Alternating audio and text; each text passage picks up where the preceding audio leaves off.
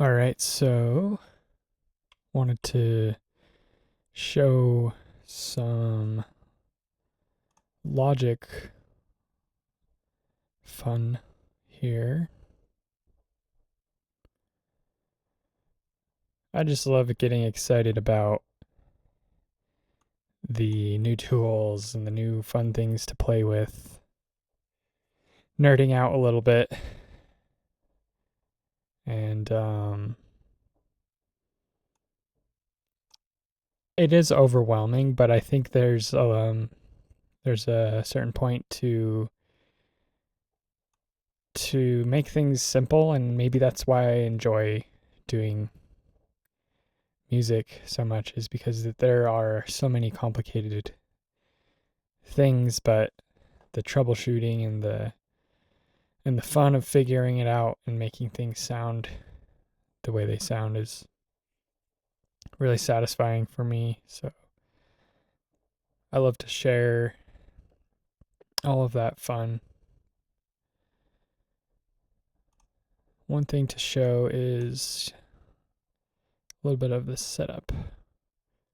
So I've got my interface Focusrite and my project settings. From the Focusrite, you can see the sample rate. They're basically linked from Logic. So if I change this to 96, it'll automatically change when I open up the session. And you can adjust your bit depth after you open the session. So we'll keep it at 48, or we can go to 96 and it'll change. It'll be linked automatically. And I like to think of Logic with, like I was saying, the simplicity of things. We've got MIDI instruments, recording tools, samples, and that kind of thing. With samples and a library of sounds, we can choose different instruments and genre and find different sounds.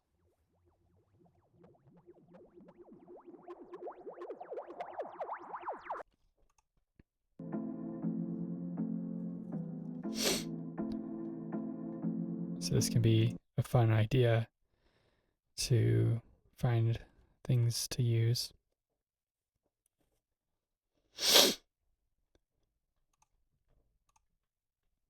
One thing I really enjoy about the Logic sound library is the quality of the sounds that are with Logic right from the beginning. So a lot of the drum sounds and synth sounds are really good. You can do a lot with what's here. But to keep it simple, arranging music, when you have an idea and you're putting sounds together, you can really keep it simple with just instruments and slowly work into a more complicated system. So one of these drum kits, you can open up the folder and see all of the individual sounds that come in this kit. And all of this is like pretty universal with different DAWs, but the grid and the tools when editing MIDI, creating MIDI samples are really useful for editing. So basically have our playlist view up here with a timeline and a grid. It all looks complicated, but Logic kind of keeps it simple. But basically, this is our playlist arrangement view, and we can have all kinds of different arrangements, changes in tempo from the tempo grid. You can see different time divisions. When you zoom in, you can see different bars. You can change the way that you align things and all that.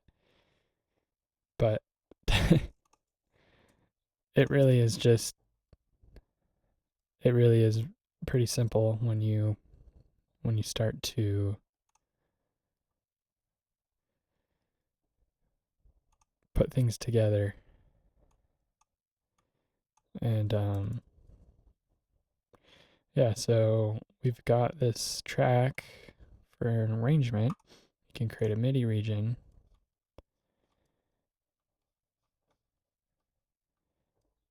And you can also, let's close that. We can also make a pattern region, which is similar to GarageBand, where you have these patterns.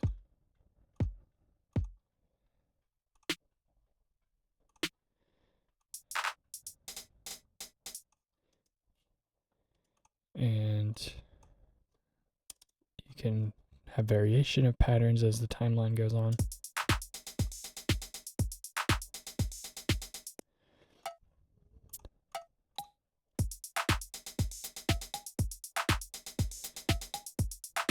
So, you can make patterns.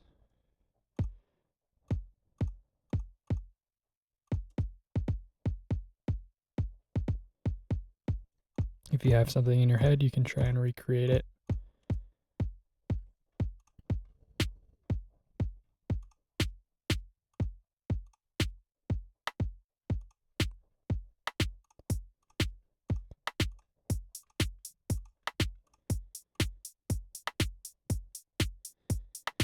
This is super useful, and if you already have something you're just trying to find a different sound, you can cycle through these kits.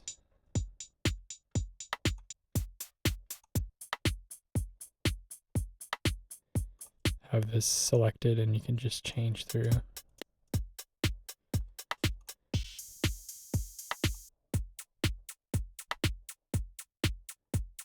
So right now I've got the hi-hats selected, so I'm changing just the hi-hats. This is super useful. You don't even have to go in and you don't have to go in here. You don't have to select this and then select a new one. You can just play so we've got electronic drums. We've got our kit. And I have my hi-hat selected from here. And I want to change the clap sound or the snare sound. I select the snare and just cycle through different ones.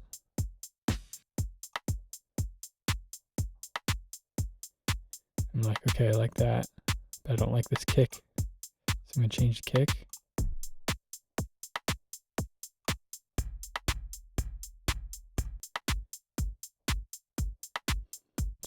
Pretty good one.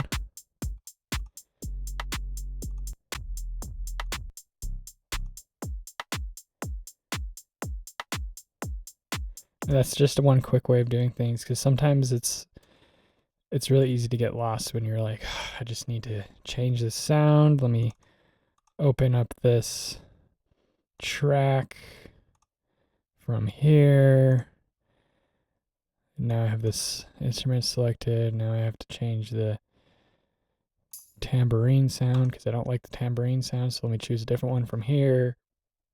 No, you don't need to do any of that. Super intuitive. There's a lot of different ways of doing it. But it's just open this up and select a different sound.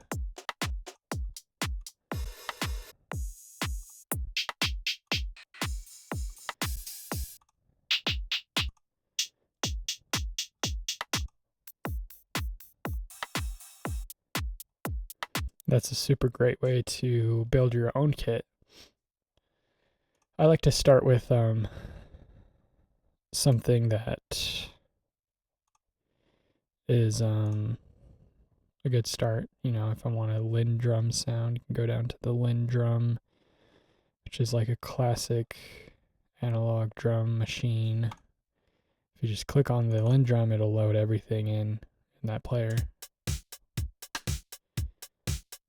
Sometimes some of the sounds don't work for what you're doing, so you can open up that player.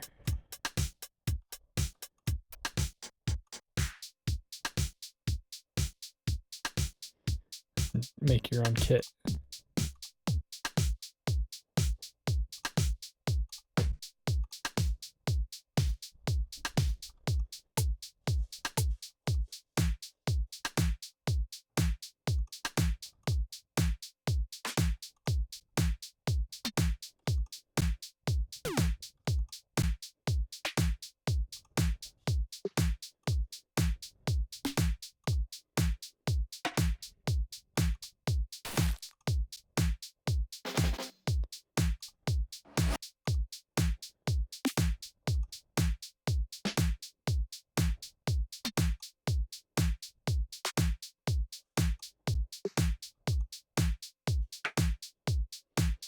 Yeah. Super intuitive. So that's one function to play around with. The nice thing about some of these instruments, if we load a new track and find a bass sound, maybe a synthesizer bass, something like this one I found the other day. This one right here. We've got this Cortland Alley River bass. And we come into instruments and we go to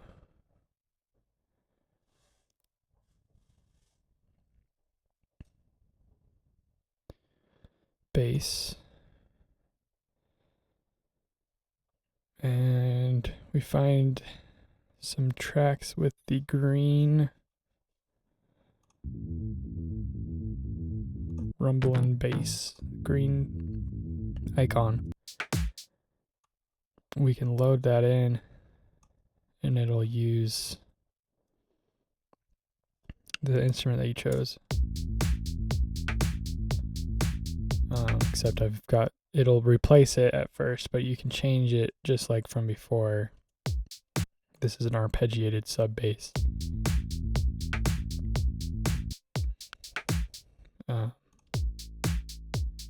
So we've got just like a chord. So like this one. Let's try this one.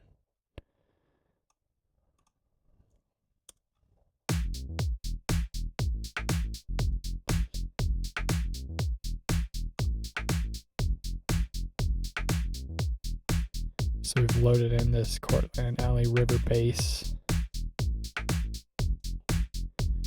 And we know that it's in the key of B sharp minor, or a B flat minor. So if we wanted to add keys now, we could try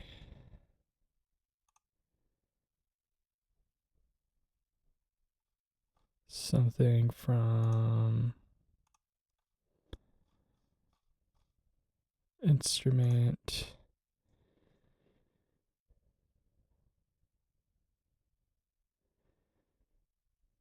Could do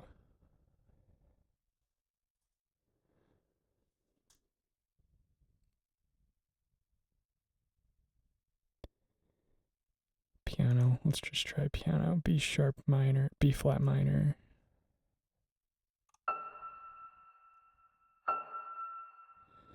we've got our key.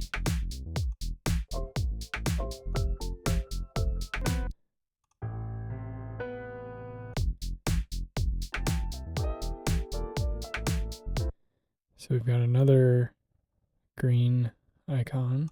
It's going to also change it to the tempo of the session.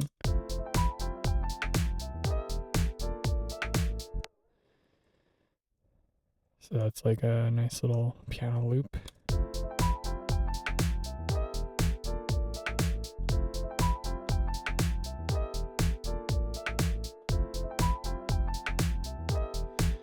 And then we can change that sound from our instruments if we want.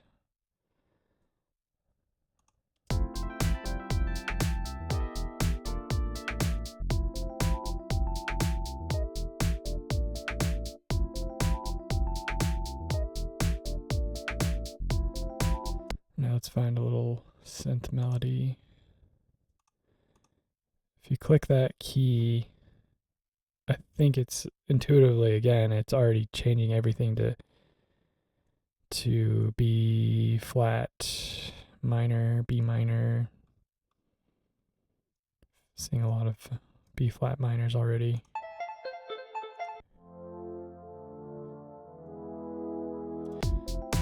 So we can add this one in.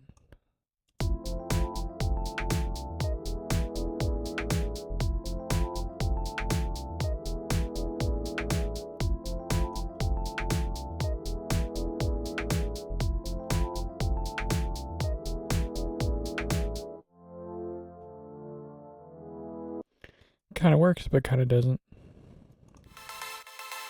There we go.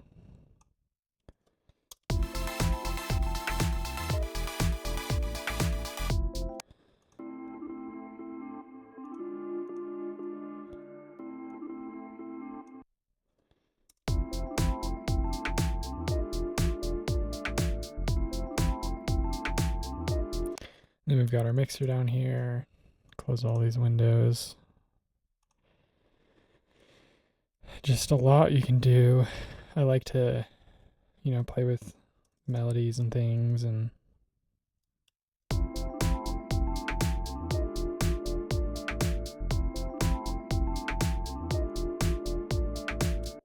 something we can do with this synth here is this whole thing is pretty complicated, but there's a lot of cool mixing tips and tricks. I'll show two of them or a few of them here. So, so this beat track here has all of these instruments sounds to the kit. I've got it expanded. It's only using the snare, the kick, and the hi-hat and everything. So you can see those being played in the channels.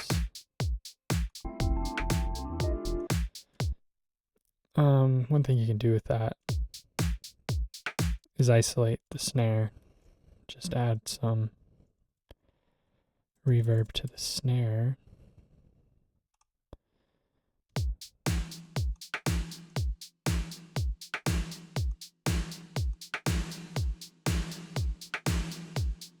You can add a gate, something else in there, affect the decay.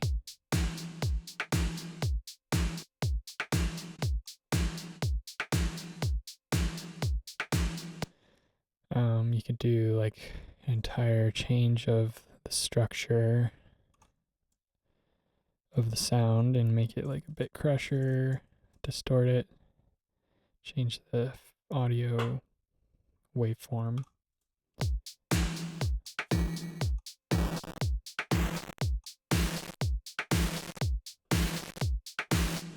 So that's just the snare there.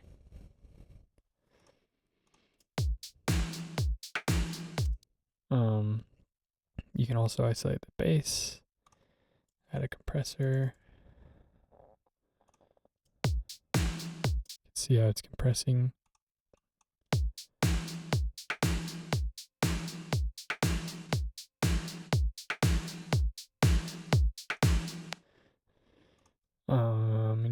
EQ.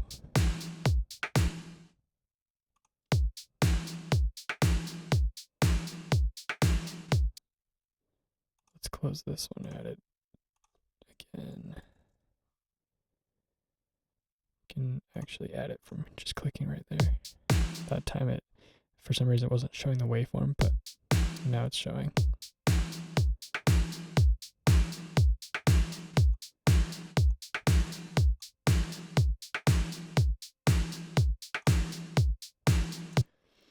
So we've basically just added some simple EQ and compression. And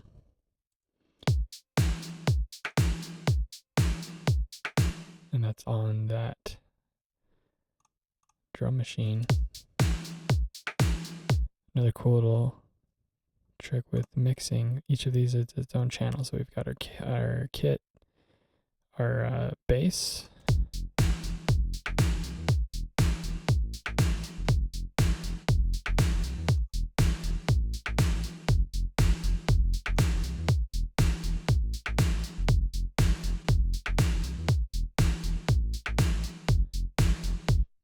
and we've got that keyboard.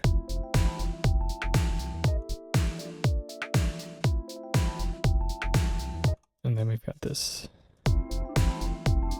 synth pad thing. What's going on here is another channel from the keyboard. The preset loaded in a auxiliary track, and all of these channels are being routed to the stereo channel, with the exception of the auxiliary track that was added when I loaded in this keyboard. And the auxiliary track has reverb on it, and the keyboard is sending a copy of the signal auxiliary to the auxiliary channel. So we've got the input from the bus 5, which is an imaginary channel, and that's being an input for the auxiliary, and then we're sending a copy of the signal from these sends on this keyboard to the auxiliary channel, and that's being routed back out. So you're basically making a channel that you can copy sounds and have an effect. That way you're not taking over the signal path in that channel, because if you put a reverb right here, you can hear a difference, and you won't hear any of the dry signal anymore. It'll all just be reverb. So it's kind of a mixing technique there. When you send an auxiliary channel some feed,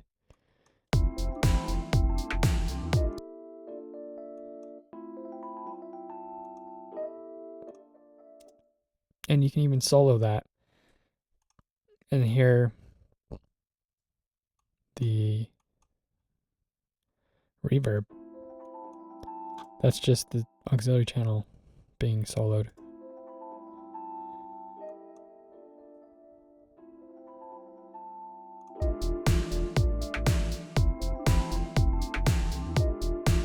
This reverb allows you to have some of the dry signal still as well, so you can add more dry signal back into the auxiliary. But basically, this is your main channel, and this is a copy of it because we're sending it from bus 5 input, sending it to bus 5, takes it in, sends it back to stereo. So these are all routing options within your mixing console, and that's a good way to kind of practice. It's a really simple thing to do. You can just keep those things. You can keep EQ and compression, have auxiliary channels with different buses, and you can even route, like if you wanted to route this drum track to a new auxiliary channel, you just send a new send to a new bus, and it'll create a new auxiliary track right here. And say you want it to go only to that channel, and you don't want to send a copy, you just want it to go out to a bus to have everything on that bus, and you send it from the output instead of to the stereo. So that's a whole can of worms in itself. But when you start to layer and get more isolation, you have a variation, the control to change things that way. One other mixing thing here with the compressor. We want to put a compressor on this channel right here. And this is compressing this pad right here. We can see it compressing. Some parameters, different styles of compression. A little bit of like tone and compression types. What I wanted to show is with the sidechain option, you can compress this channel with a ducking technique in sidechain where the kick triggers the compressor instead of the compressor being signaled by the audio. It compresses each time another signal comes in from a different source. So if you go to your instrument from the compressor and choose your kick, it's now taking my kick from my channel up here and compressing it each time.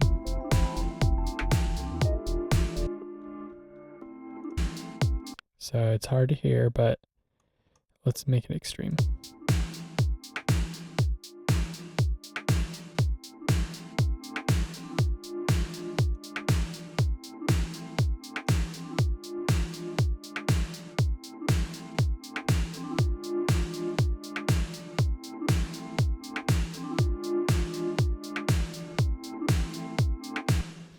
So if we play it without it,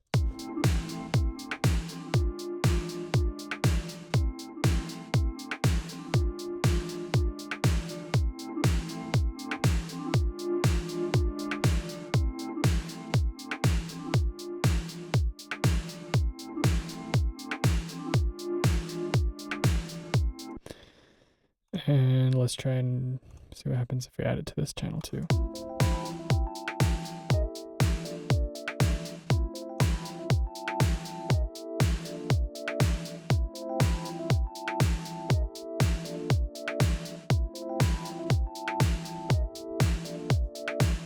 You can also hear it if you just mute the drums.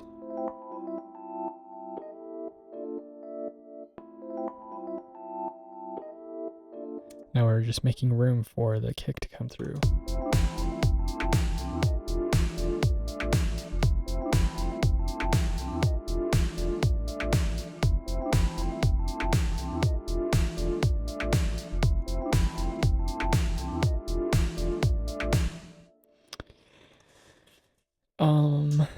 So those are the main mixing tricks that I think are really useful. Makes things sound really big and has a lot of a difference. The next thing is kind of bus processing. Some effects that are useful for an entire track. One thing to add at a master track, at the end of the chain, is a loudness meter, so that you can see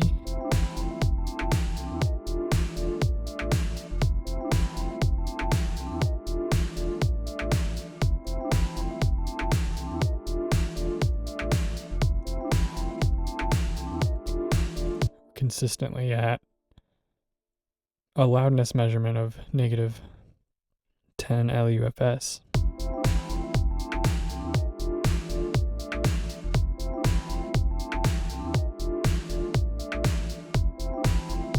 And if you start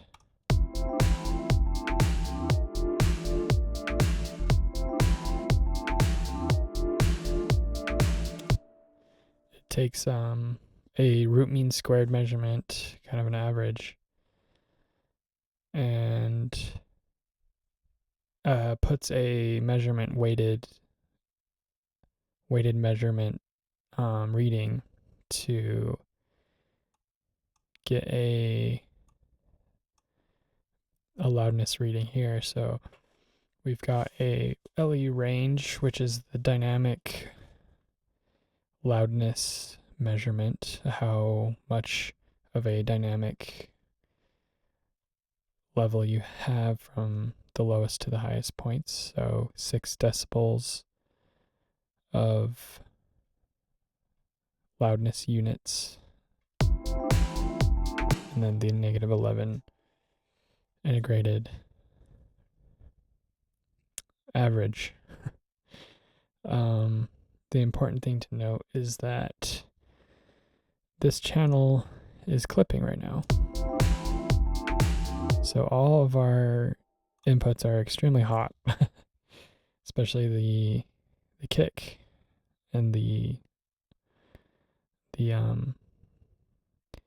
kit here. So if we add a compressor, we could compress that kit a little bit more, or we could do that in this mastering channel here,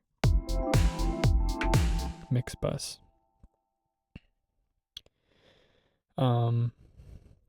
There is a button here to select,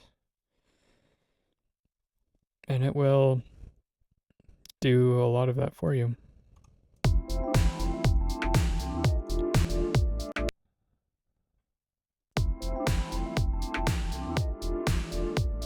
This also has a loudness meter. So you notice how it kind of got it a little bit quieter.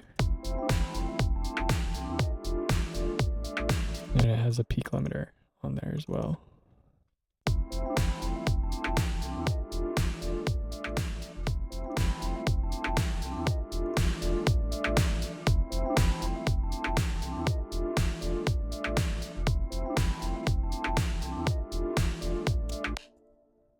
Still clipping, so we can add a limiter.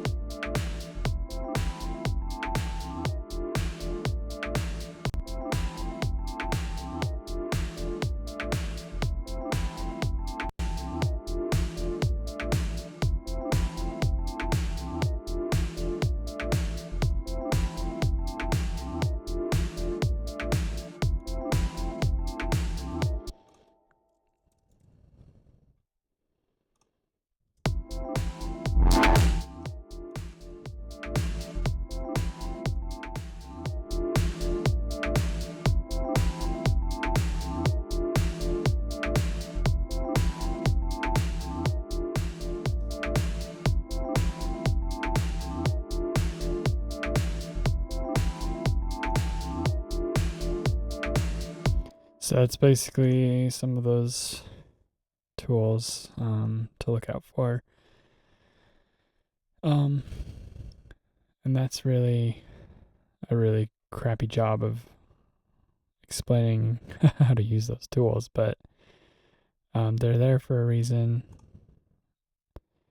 and you don't want to compress too much.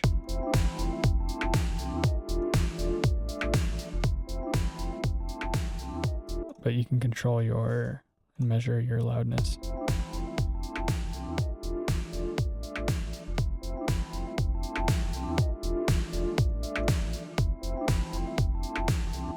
A lot of these channels are pretty hot there. So one thing we can do is export this, set a marker at the beginning,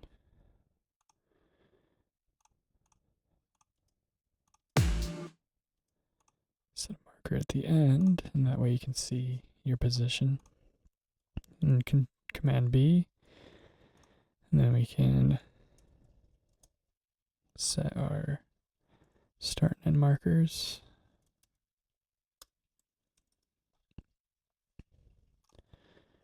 Bounce those out.